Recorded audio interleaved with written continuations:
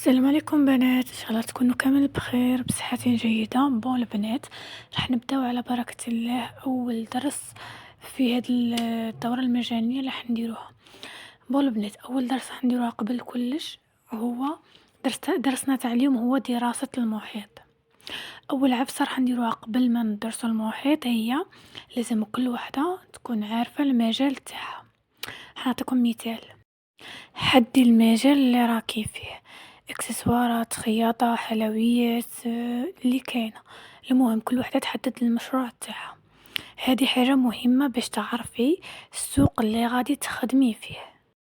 كي تخيري المجال هنا غادي دراسه المحيط غادي تجيك بزاف سهله. نبداو على بركه الله.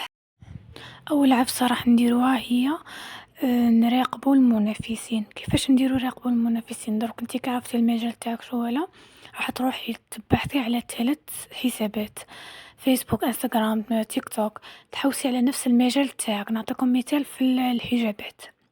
دونك انا زعما نخدم حجابات شرعيه. اش راح ندير؟ راح نبحث على لي كونت هادو وندير دراسه المحيط. كيفاش راح نديرها؟ راح نشوفهم شراهم يبيعوا، كيفاش راهم يقدموا منتوج تاعهم، كيفاش يصوروه، الالوان، العبارات اللي يقولوهم. نقارن الاسعار تاعهم، فهمتوا؟ نشوف الزبائن شراه يعجبهم في داك الاخر. نروح نقرا لي كومونتير، نشوف لي موديل اللي عليهم هكا لي جام بزاف وكامل، ونكتب كاع الملاحظات في ورقه. ثاني خطوة غادي نديرها، غادي نروح نشوف الفئة المستهدفة، يعني نراقب الزبائن. انا نشوف الزبائن اللي يشروا عليا. الفئة المستهدفة تاعي شكون؟ النساء، رجال، بنات، كبار، امهات، عرايس، فهمتوا؟ نروح نشوفهم شي يبغوا شي يكرهوا، اكثر حاجة يحوسوا عليها، فهمتوا؟ نعرف باش نعرف الاعمار تاعهم كامل. نعطيكم مثال: العرايس شي يبغوا حاجة انيقة وكلاس، يبغوا هكا باش يبانوا، فهمتوا؟ يبغوا الامهات يبغوا حاجه تكون فيها راحه. هادو الصوالح يحلوا لهم المشكله تاعهم. شوفوا كاع الموضوع كومبلي هو نحل مشكله الزبون.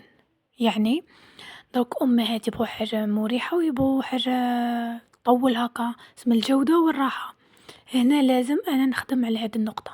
فهمتوا؟ العرايس يبغوا حاجه انيقه وشابه، انا لازم نخدم على هذه النقطه، لازم نخدم حاجه شابه وكلاس، وفهمتوا؟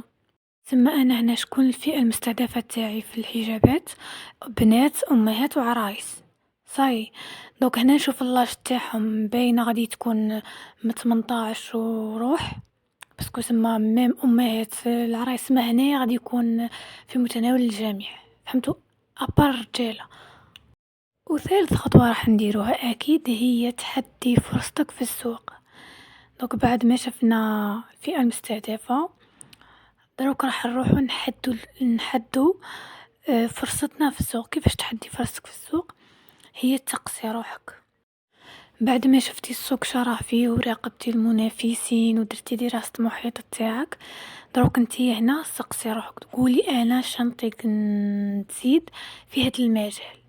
دوك انا كاين بزاف ناس يبيعوا حجابات، كل وحده عندها اللمسه تاعها خاصه. انا شيره اللمسه اللي نطيق نزيدها. نعطيكم امثله بسيطه. اول حاجه هي تصوير موحد ونظيف. معناتها كي يدخلوا الباجي تاعي يسيبوا كاع تصاويرين كيف ماشي زعما كاع موديل واحد، فهمتوا؟ زعما يسيبوا نفس الزاويه اللي نصور بيها، نفس فهمتوا؟ يحسوا باللي هكا كلشي مرتب، فهمتوني؟ تاني حاجه يسيبوا خدمتي متقونه. كي يشرح لي يسيبوا خدمتي متقونه. ميم في التصوير كي ندير التدقيق هكا بالتدقيق، التفاصيل نبين لهم التفاصيل، يسيبوا كلشي بالتدقيق هكا، فينيسيون شابه.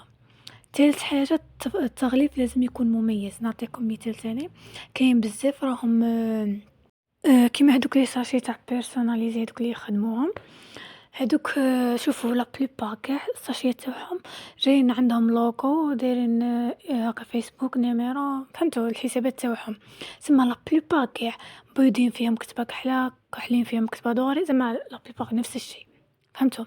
سما نتيا هنا تنجمي تخمي بحاجه ذكيه ولا زعما ديري التغليف تاعك سبيسيال، فهمتوا؟ شغل اخترعي هكا زعما ماشي نقولك اخترعي، طقي تستوحي من افكار هكا زعما بينترست ولا من الواقع ولا مش عارفه. المهم طقي زعما ديري تغليف مميز بزاف. رابع حاجة تردي على التعاليق، تردي بالخوف على التعاليق لي ميساج. ونعطيكم مثال ثاني، كاين لي زعما باش تخلي الزبون يجي يشري عليك انتي بالذات، كل فئة مستهدفة وديري لها هدية تناسبها.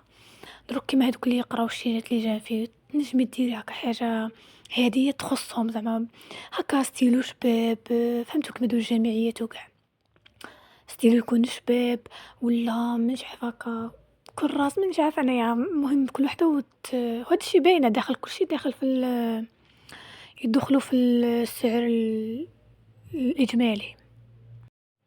كيما العرايس تنجمو ديرلهم هكا مساك شباب تاع عروسة ولا حاجة تخص هكا العروس، فهمتوا.